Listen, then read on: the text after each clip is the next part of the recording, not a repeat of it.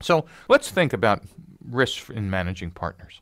Well, the biggest one is what I call impedance mismatch. And again, I've been talking about this a couple of times in this lecture. In a startup, you barely register on a large company's radar. In fact, your entire company's staff is probably less than the administrative staff of the CEOs of some of these companies. And the longest of the partners' schedules become your longest item. And what does that mean? Well, I've seen many times large companies say, well, we'll make that decision when we get to our planning meeting. And then you ask, well, when's the planning meeting? Oh, we have that quarterly. Well, quarterly, 90 days to startup is like, wow, we make decisions in an hour and a half. And so now all of a sudden, the longest of their meeting and decision schedules becomes your longest item. And if you're working like startups should, on an intense speed and tempo, they are now slowing you down. The third thing is, when you're using strategic alliances or joint ventures, there's no clear ownership of the customer. And in fact, if there's any owner at all, the large company will say, oh, we have 1,000 people in the field. Don't worry, we'll take care of this. But what you typically never realize is your product to those 1,000 people in the field might be a little asterisk on page 49 of their sales price list. And again, when you do joint ventures, you've got to make sure who owns the vision, because products by committee are probably the worst thing that could happen to a startup. And your objectives tend to differ.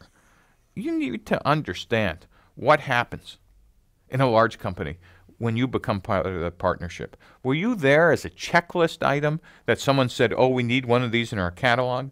Were you there for someone's career to look good? Or are you absolutely essential for their success? Don't confuse big name company being interested in you with a potential liquidity event. Most of these partnerships fail. And one that isn't intuitively obvious is that great person who you're dealing with in that large company, the odds are in 15 months, they're no longer in that job. Because if their career is heading in the right direction, they're going to be promoted or moved to another job or another division or another location, and therefore the person who is passionate about your relationship is now gone.